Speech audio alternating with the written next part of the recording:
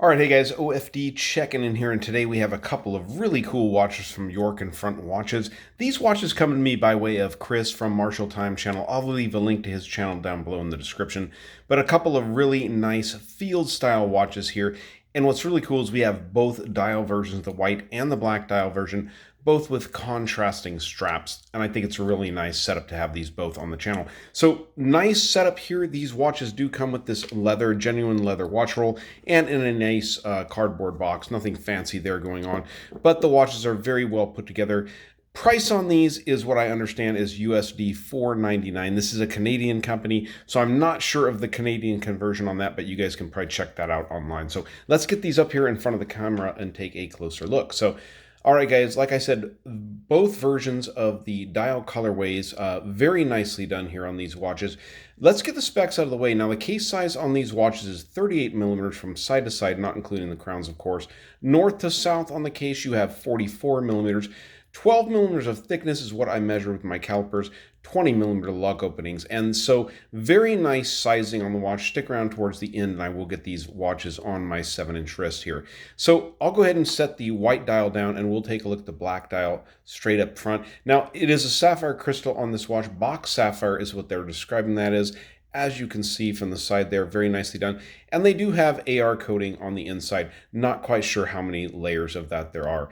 But the dial layout in this watch is very clean and simple, very much what I consider a field watch style layout. Now, it does not have the 24-hour chapter on the inside, which many feel makes a real field watch, but I think this plays it very, very well. Love the handset on this watch with the syringe tips, reaching almost all the way out there to the minute track.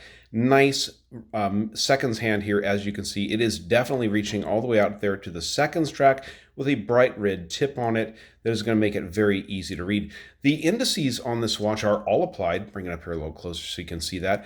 And there is no loom on the actual indices themselves. The hands and the second hand itself do have a super luminova on them, so stick around for the loom shot at the end.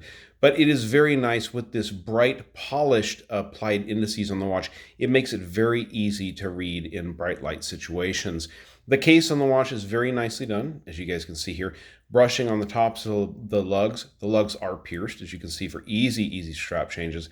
The polished chamfer comes up underneath the bezel of the watch and actually continues around to the front of the lugs, which I think is a nice touch. Brushing underneath the bezel, as you can see.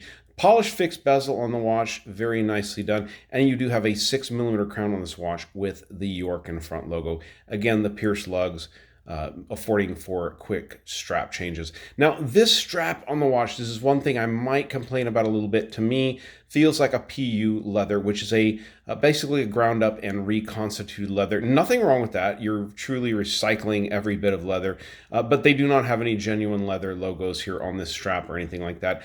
Does afford the York and front logo. And I will tell you that although maybe not genuine leather, I do think these PU leather straps, from my experience, last a little bit longer, just the way they are put together, and they do hold up quite well. So very nicely done. Now I'm going to set this one aside and we'll bring up the white dial here so we can take a look at that. Again, very nicely done. You do have this black on the hands against the contrasting white face, which is a very smart move. If you use the chrome or the polishing or even the matte finish chrome on that, it would really, the hands would blend in much too much and it wouldn't be very easy to read this watch. Again, everything is laid out the same. You do have these applied indices, and I think they're pretty much the same indices. Correct me if I'm wrong. Maybe these ones are not polished. Maybe these are matte, which will definitely go well against this white dial. I want to point out the York and front logo. I think it's good. I think it looks good. Nice job, guys. Very well done.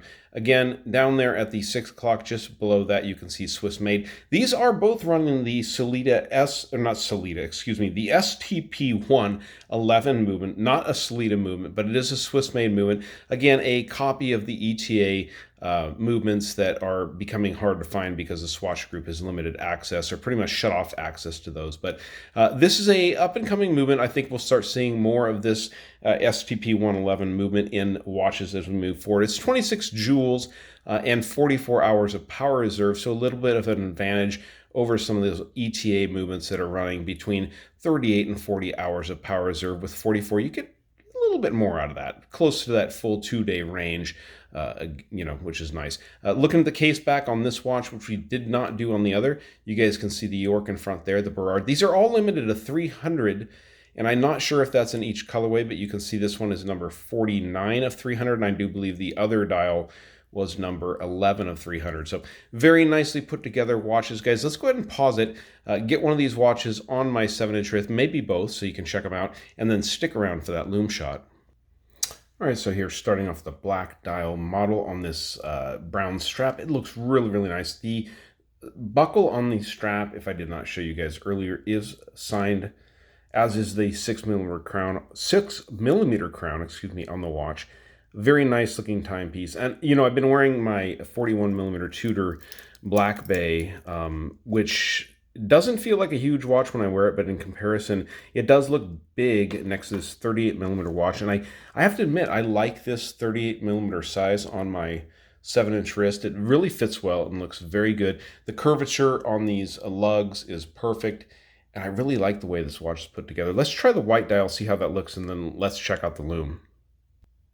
All right, the white dial as well looks nice. I think for myself personally, in my personal taste, I would buy the black dial model. But if you want a white dial watch, this is an excellent, excellent option out there in a field style watch or maybe a marine style watch.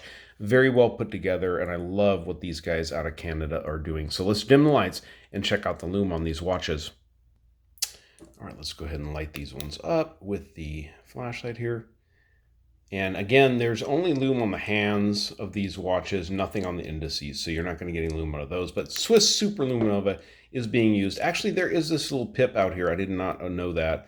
Little tiny glowing pip out there at each indice. So yeah, you do get something, but not the main Arabics on the watch. But very nicely done. Love what York in front is doing, guys, and very nice watches. If you guys like this video, give me a thumbs up down there at the bottom. And if you've not subscribed to the OFD channel yet, please do, please do. Thanks, guys.